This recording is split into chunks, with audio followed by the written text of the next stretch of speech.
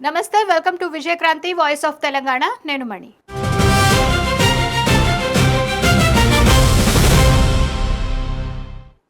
దేశంలో ఓటు హక్కు అందరికీ ఉన్నప్పటికీ రాజకీయ ప్రాతినిధ్యం అందరికీ లేదని, సగం ప్రజాస్వామ్యమే అమలులో ఉందని మాజీ డీజీపీ, సామాజిక న్యాయవాది డాక్టర్ జె పూర్ణచంద్రరావు అన్నారు.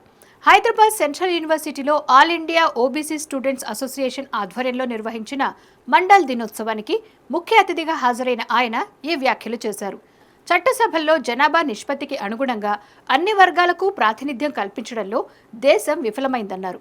ఓటు ప్రజాస్వామ్యం వచ్చింది, కానీ అధికార ప్రజాస్వామ్యం ఇంకా రాలేదన్నారు. వెనుకబడిన వర్గాల సామాజిక విద్యా వెనుకబాటును అధ్యయనం చేసి 52% జనాభాకు 27% రిజర్వేషన్లు సిఫారసు చేసిన మండల్ కమిషన్ భారత రాజకీయాలను శాశ్వతంగా మార్చిందన్నారు.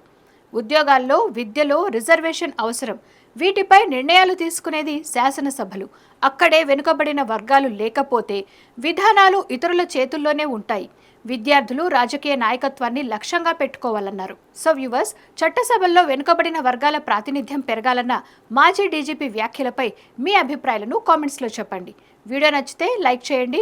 ఈ సమాచారం మరింత మందికి చేరువయ్యేందుకు షేర్ చేయండి. ఎప్పటికప్పుడు మా వీడియోలు అప్డేట్ పొందేందుకు విజయక్రాంతి ఛానల్ను సబ్స్క్రైబ్ చేసుకోండి.